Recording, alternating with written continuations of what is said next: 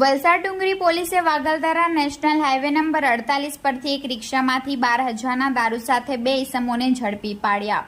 તારીખ 2 માર્ચ શનિવારના રોજ 2 કલાકે મળતી માહિતી મુજબ ડુંગરી પોલીસની ટીમ પેટ્રોલિંગમાં ફરતી હતી, જે દરમિયાન તેઓને બાતમી મળેલ કે એક રિક્ષાના ચાલક પોતાની રિક્ષા નંબર GJ19U1810માં દારૂ ભરીને વલસાડથી સુરત તરફ જવાના હોય, જે બાતમીના આધારે ડુંગરી પોલીસની ટીમ વાગલધારા હાઈવે ઉપર બાતમીવાળી રિક્ષાની વોચ ગોઠવી હતી।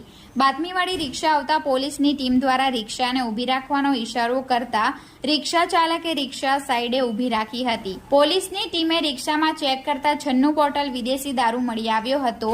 ડુંગરી પોલીસની ટીમે 96 બોટલ વિદેશી દારૂ, જેની કિંમત ₹12,000, રિક્ષાની કિંમત ₹25,000, 2 મોબાઈલ ફોન જેની કિંમત ₹10,000 મળી કુલ 47,000નો મુદ્દામાલ કબજે લઈ 2 આરોપી મોબીર સાબિર ખાન તેમજ નીલકમલ રવિશંકર મિશ્રા બંને રહે સુરતને ઝડપી તેમની સામે પ્રોહિબિશન અંગે ડુંગરી પોલીસ મથકે ફરિયાદ દાખલ કરી છે।